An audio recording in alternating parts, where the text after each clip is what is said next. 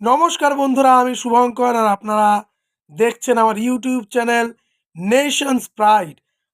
ফের বিতর্কে যাদবপুর বিশ্ববিদ্যালয়। হ্যাঁ, ঠিকই শুনেছেন, ফের বিতর্কে যাদবপুর বিশ্ববিদ্যালয়। বিতর্ক যেন যাদবপুর বিশ্ববিদ্যালয় পিছুই ছাড়ছে না। যাদবপুর বিশ্ববিদ্যালয়ে হিজাব বিতর্ক। হ্যাঁ, একদম ঠিকই শুনেছেন। গত সোমবার অর্থাৎ 22শে ডিসেম্বর যাদবপুর বিশ্ববিদ্যালয়ের ইংরাজি বিভাগের তৃতীয় বর্ষের পঞ্চম সেমিস্টারের পরীক্ষা ছিল। সেই সময় দুজন ছাত্রী তারা হিজাব পরে পরীক্ষা দিচ্ছিল।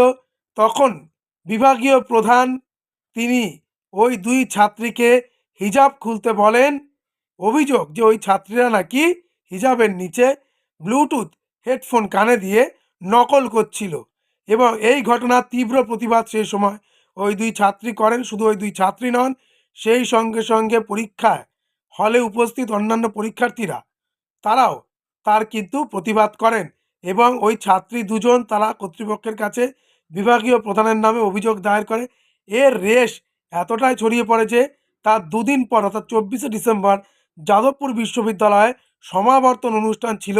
সেখানেও বেশ কয়েকজন পড়ুয়া তারা ডিগ্রি নিতে গিয়ে মঞ্চে উঠে হাতে প্লাকার্ড নিয়ে সেই হিজাব বিতর্কে রীতিমতো সেই ঘটনার প্রতিবাদ জানান এবং এই বিষয়টিতে এবার নড়ে চড়ে বসলো বিশ্ববিদ্যালয় কর্তৃপক্ষ।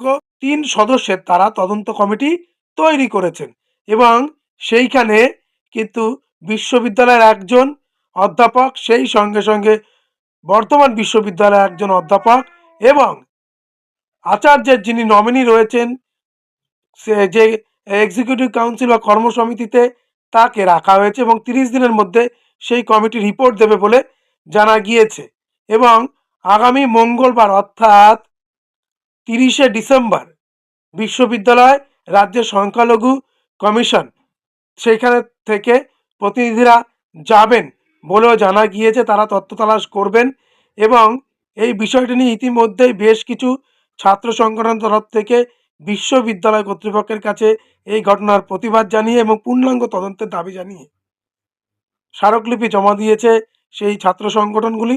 তবে এই ধরনের ঘটনায় স্বাভাবিকভাবেই কিন্তু বিশ্ববিদ্যালয় যে সুনাম, সেই সুনাম ক্ষুণ্ণ হয়। কেননা একটি জাতীয়তাবাদী বিশ্ববিদ্যালয়, যার জাতীয়তাবাদী আন্দোলনে যথেষ্ট গুরুত্বপূর্ণ ভূমিকা ছিল, সেইখানে পড়ুয়ারা এতটাই কৃতী যে প্রতি বছর দেশ বিদেশে তারা বিভিন্ন ক্ষেত্রে বড় বড় মোটা মায়নার চাকরি তারা জোটান। বিশ্ববিদ্যালয়ের যে অ্যাটমসফিয়ার বা পড়াশোনার পরিবেশ সেটিও দুর্দান্ত, কিন্তু তারপরেও দেখা যাচ্ছে যে বেশ কিছু ঘটনায় বারবার কখনো র্যাগিং, কখনো জলে ডুবে পড়ুয়ার মৃত্যু, তার মধ্যে আবার নতুন সংযোজন এই হিজাব বিতর্ক, যা নিয়ে কিন্তু রীতিমতো জল ঘোলাতে শুরু করেছে।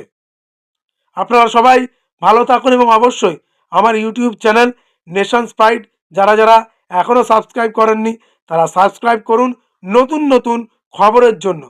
সবাই ভালো থাকবেন, সুস্থ থাকবেন।